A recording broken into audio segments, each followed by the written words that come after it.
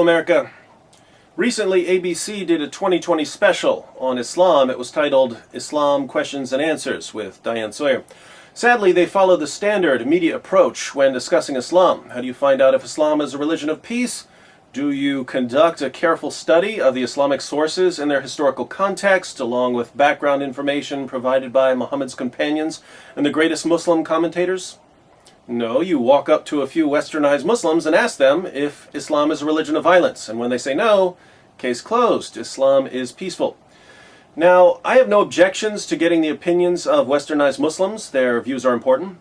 But I would say that if you're going to do that, you should call your program Westernized Muslims Questions and Answers, or What Do Muslims in America Believe? Something like that, so your viewers know that what they're getting are the opinions of particular Muslims, not the official doctrines of Orthodox Islam. Sorry, ABC, but the opinions of westernized Muslims have never been and never will be an authoritative source of Islamic doctrine. It's no secret that ABC was bending over backwards to portray Islam as a religion of peace, but they were so desperate they got sloppy. In fact, they got so sloppy they actually promoted the radical group Revolution Muslim as America's protectors. Kid you not. Watch this clip and tell me what you see.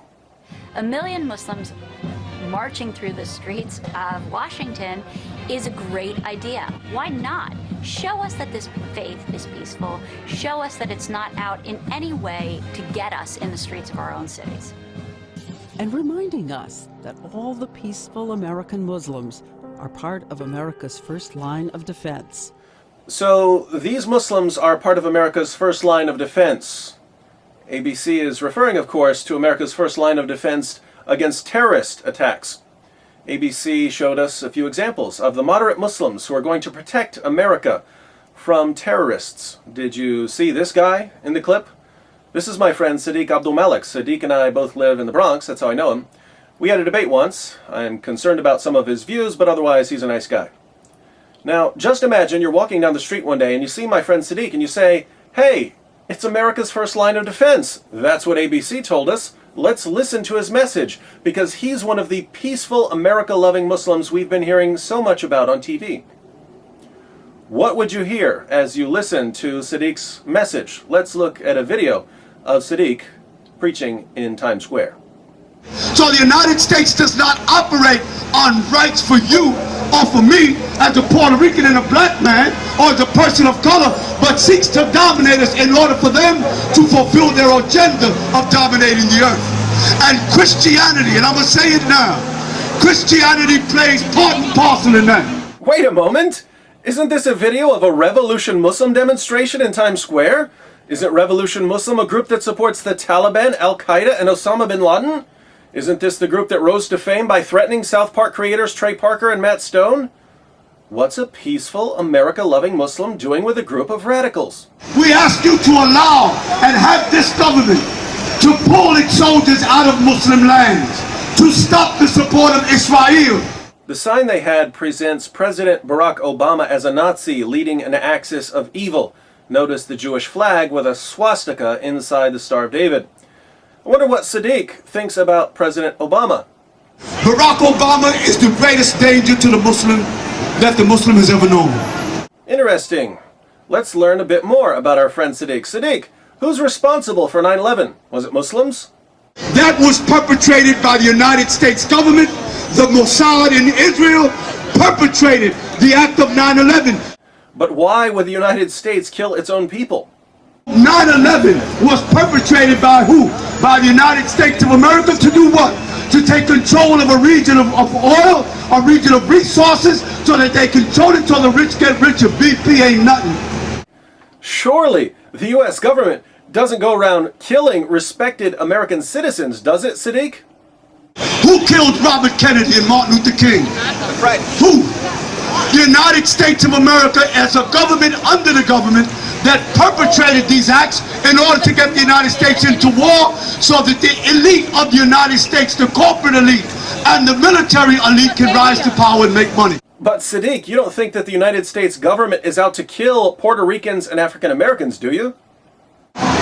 When you go to the schools, you see that every single one of the the recruiting stations and recruiting officers go to schools in the inner cities. Boys High, Thomas Jefferson, Clinton, into the inner cities, Stuyvesant. But the recruiters don't go into the rich neighborhood to ask rich kids to get into the army to serve the United States of America. But they serve, you see, black man, Puerto Rican and Dominican, if they can't kill you in the streets, they'll send you to Iraq and die over there. Now, Sadiq, since you're a peaceful, westernized Muslim, surely you believe that people are fine following Christianity, right? How are you going to be free and achieve greatness if you follow the religion of the people that enslaved you in the first place? How are you going to follow their doctrine? How are you going to follow their teaching that's designed to destroy you? How can you be free and ascend to greatness following a religion that's designed to destroy you? It says turn the other cheek. Sadiq, people like me are still worried about the fact that Revolution Muslim threatened cartoonists. Tell us, what do you think about freedom of speech? Would you agree that I have the right to openly criticize Muhammad? You do not have the right to disrespect 1.6 billion Muslims on the face of the earth by disrespecting the Prophet Muhammad ibn Abdullah sallallahu alayhi wasallam. You don't think that America is at war with Islam, do you, Sadiq? Islam is being attacked by the United States of America. I can probably guess, but I'll ask anyway. What do you think about Israel, Sadiq? The whole world is in a state of abject tension and war. Why? Because the United States of America has established a base in the Middle East. That base is called Israel. So this is our first line of defense against radical Islam, right, ABC? Last year I was on a television show discussing the Fort Hood massacre, and Sadiq called in to defend the actions of Major Nidal Malik Hassan. Here's a sample of that discussion. And I believe that according to Islam, Major Hassan was doing exactly what he's supposed to do. What I'm saying is, do you agree that military targets like Fort Hood are justified to attack in Islam if there is some sort of war going on? Do you agree? Well, you know, that makes every kind of logical sense to the world. Don't you agree? Okay, so when you the do agree with United States that. of America found that it was threatened in Vietnam, when the United States found that it was threatened in Vietnam, it attacked Laos and expanded the war into Laos and Cambodia because it felt that its soldiers were being threatened in Vietnam by stuff coming in from Cambodia and Laos. So